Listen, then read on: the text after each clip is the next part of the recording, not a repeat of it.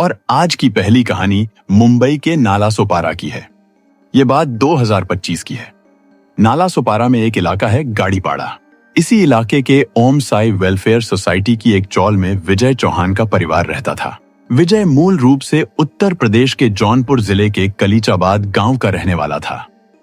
वह लगभग 10 साल से मुंबई में राजमिस्त्री का काम कर रहा था। मुंबई आने से पहले विजय चौहान का विवाह चमन देवी उर्फ गुड़िया के साथ हुआ था। उसी साल वह पत्नी गुड़िया को अपने साथ मुंबई ले आया था। इस समय उसका 7 साल का बेटा था। विजय का बड़ा भाई अजय चौहान पहले से मुंबई में रहता था। वहां उसका काम अच्छा चल रहा था। बाद में उसने अपने छोटे भाई अखिलेश को भी बुला लिया। कुछ दिन उसने उसे अपने पास रखा और राजमिस्त्री का काम सिखा दिया। जब अखिलेश काम सीख गया और कमाने लगा तो अजय ने उसके लिए अलग कमरा ले दिया। अब तीनों भाई उसी चौल में पास पास रहते थे। रहने के लिए अलग अलग थे, लेकिन जरूरत पड़ने पर हमेशा एक दूसरे की मदद करते थे।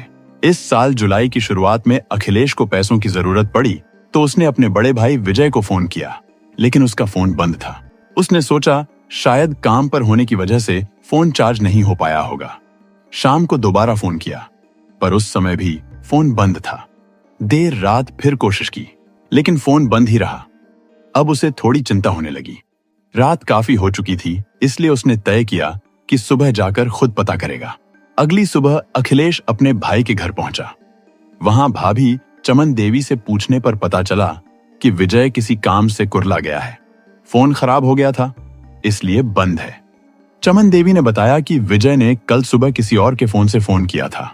उसने कहा था कि वो काम से कुरला गया है, कब वापस आएगा ये साफ नहीं बताया। बस इतना कहा था कि अगर काम जल्दी निपट गया तो जल्दी लौट आएगा। अखिलेश कई दिन तक अपने भाई को फोन करता रहा, लेकिन हर बार फोन बंद ही मिला। वह कभी कभी भाभी से भी हालचाल पूछ लेता था, लेकिन घर से लौटे हुए 9 दिन बाद भाभी का फोन भी बंद हो गया। यह देखकर अखिलेश परेशान हो गया। 20 जुलाई को जब अजय और अखिलेश विजय के घर पहुंचे तो घर पर ताला लगा मिला और भाभी भी नहीं थी। यह देखकर दोनों को शक हुआ। वे बाहर ही खड़े होकर आपस में बातें करने लगे। उन्हें पुरानी बातें याद आने लगी। जब जब अखिलेश ने भाभी से विजय के बारे में पूछा था, वह टालमटोल करती थी। कभी कहती थी कि विजय नाराज होकर चले गए हैं, तो कभी कहती थी कि वह गोरेगांव काम पर गए हैं। चमन के कहने पर अखिलेश गोरेगांव भी गया था। वहां पता चला कि विजय 8-10 दिन पहले ही काम छोड़कर चला गया था। चमन ने कहा कि विजय ने दूसरा सिम ले लिया है, लेकिन जब अजय और अखिलेश ने उस सिम का नंबर मांगा तो चमन बहाने बनाने लगी और नंबर नहीं बताई। ये सारी बातें देखकर अखिलेश को शक हुआ। उसने ऐसी खबरें याद की जहां पत्नियों ने पति को मारकर घर में दबा दिया और ऊपर से फर्श नया करा लिया था। चमन ने हाल ही में घर में नई टाइलें लगवाई थीं, इसलिए अखिलेश ने अजय से कहा कि फर्श की कुछ टाइलें तोड़कर देख लें। अगर 1-2 टाइलें टूट भी जाएं तो क्या हुआ, सच तो सामने आ जाएगा। अजय को छोटे भाई अखिलेश की बात सही लगी। फिर दोनों ने पड़ोसियों से भी बात की। पड़ोसियों को भी शक हुआ और सबने मिलकर तय किया कि पहले खुद ही कुछ टाइलें हटाकर देख लेते हैं। अगर अंदर कुछ मिलेगा तो पुलिस को खबर देंगे। जब टाइल्स हटाकर खुदाई शुरू की गई तो करीब 1.5 फुट खोदते ही तेज बदबू आने लगी। यह देखते ही सबको समझ आ गया कि उनका शक सच था। करीब 1.5 फीट मिट्टी हटाते ही बदबू आने लगी। धीरे धीरे कपड़े का टुकड़ा दिखा तो उन्हें यकीन हो गया कि कुछ गड़बड़ है। उसी दिन यानी 20 जुलाई को अजय और अखिलेश पेल्हार थाने गए और शिकायत दर्ज कराई कि उनका भाई विजय और भाभी चमन देवी लापता हैं। उन्होंने पुलिस को यह भी बताया कि पड़ोसियों की मौजूदगी में जब घर के अंदर खुदाई की गई तो वहां से तेज बदबू आई थी। उस रात पुलिस नहीं आई, लेकिन अगले दिन 21 जुलाई की सुबह पेल्हार थाने के सीनियर इंस्पेक्टर जितेंद्र 1 कोटी पुलिस टीम और फॉरेंसिक एक्सपर्ट्स के साथ ओम साइन वेलफेयर सोसाइटी की उस चाल में पहुंचे जहां विजय चौहान अपनी पत्नी और बेटे के साथ रहता था। पुलिस अफसरों के कहने पर उसी जगह खुदाई शुरू हुई जहां से पहले बदबू आई थी। करीब आधे घंटे की खुदाई के बाद पूरा घर और आसपास का इलाका दुर्गंध से भर गया। शाम करीब 6 बजे 4 फुट गहराई से एक लाश निकली। हालत इतनी खराब थी कि पहचानना मुश्किल था, लेकिन कपड़ों और कदकाठी से साफ हो गया कि यह किसी और की नहीं बल्कि 32 साल के विजय चौहान की लाश है। अब सबसे बड़ा सवाल यह था कि विजय की हत्या किसने और क्यों की। घर की तलाशी और लाश मिलने के बाद पुलिस एक्टिव हो गई। जांच के दौरान लोगों ने पुलिस को बताया कि चमन और मोनू के बीच नाजायज रिश्ता चल रहा था। जब पुलिस ने और जानकारी जुटाई तो पता चला कि घटना के बाद से ही विजय की पत्नी चमन देवी उर्फ गुड़िया गायब है। पुलिस ने शक के आधार पर मोनू के बारे में भी पता किया तो मालूम हुआ कि वह भी गायब है। यह साफ इशारा था कि चमन मोनू के साथ ही है। दोनों को पकड़ने के लिए पिल्हार पुलिस ने 2 टीमें बनाई। अब सच्चाई तभी सामने आ सकती थी जब चमन और मोनू दोनों पुलिस के हाथ लग जाते। पुलिस ने उनके मोबाइल नंबर ट्रैक पर लगाए और मुखबिरों को भी सक्रिय कर दिया। एक टीम तकनीकी जांच में लगी थी और दूसरी टीम मुखबिरों से जानकारी जुटा रही थी। चमन, मोनू और उनके मददगार सुरेश तीनों के मोबाइल फोन बंद थे। इस वजह से पुलिस उन्हें ट्रैक नहीं कर पा रही थी।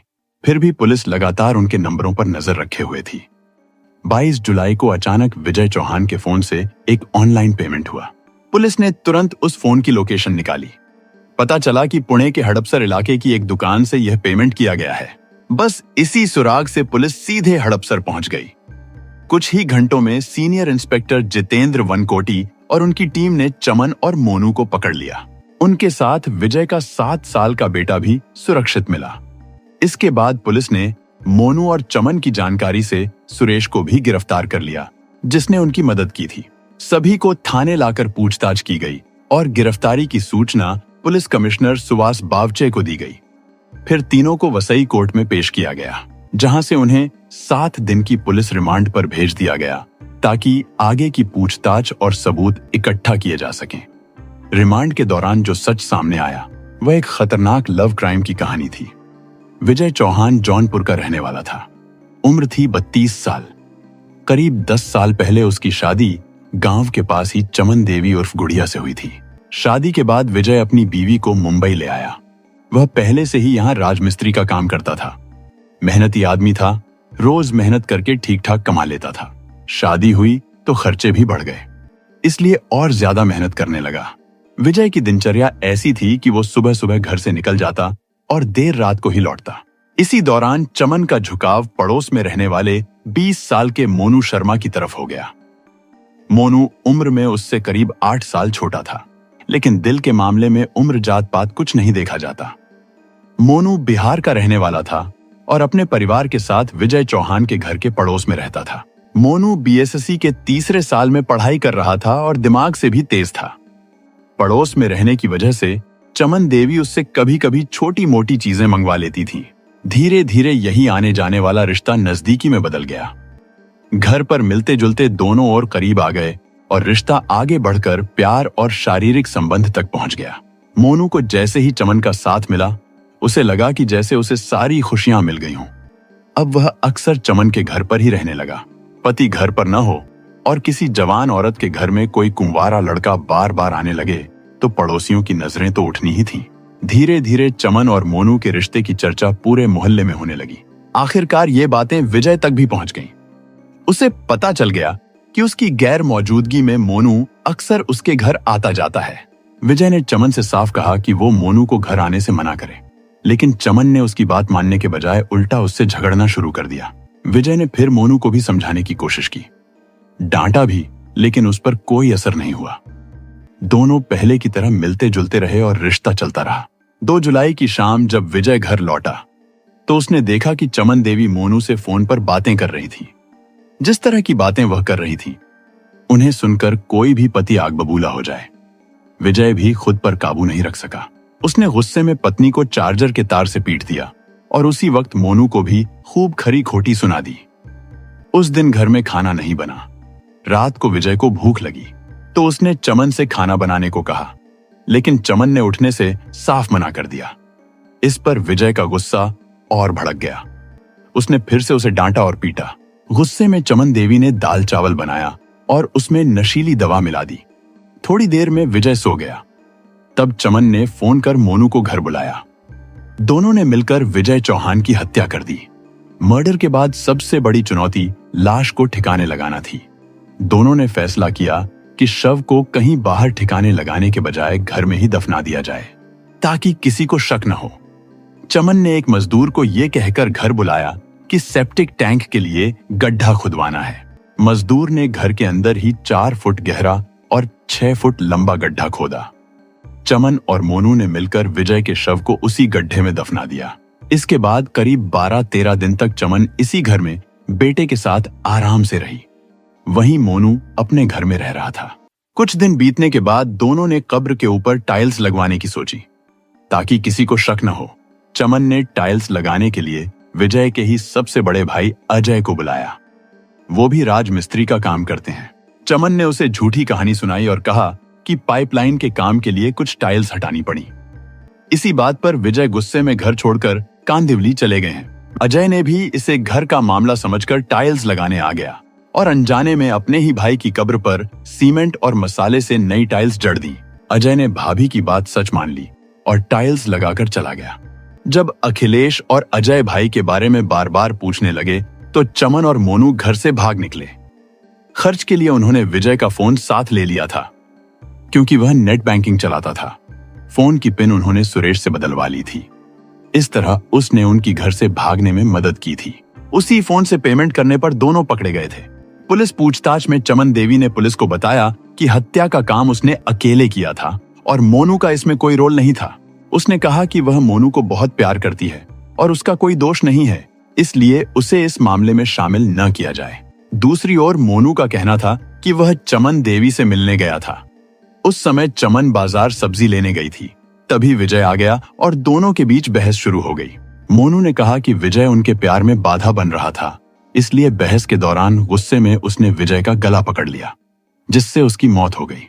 मोनू ने कहा कि चमन का इस मामले में कोई दोष नहीं है और उसे बिल्कुल न फंसाया जाए। पुलिस का मानना है कि मोनू झूठ बोल रहा है। विजय लंबा, चौड़ा और तंदुरुस्त था। अकेले मोनू उसके ऊपर काबू नहीं पा सकता था। दोनों ही झूठे बयान देकर एक दूसरे को बचाने की कोशिश कर रहे थे। पोस्टमार्टम रिपोर्ट के अनुसार विजय की हत्या नशीली दवा देने के बाद गला दबाकर की गई थी। इससे साफ हो गया कि विजय की हत्या दोनों ने मिलकर की थी। पुलिस ने सारे साक्ष्य इकट्ठा किए और चमन देवी उर्फ गुड़िया और मोनू शर्मा को 30 जुलाई को अदालत में पेश किया, जहां से उन्हें जेल भेज दिया गया।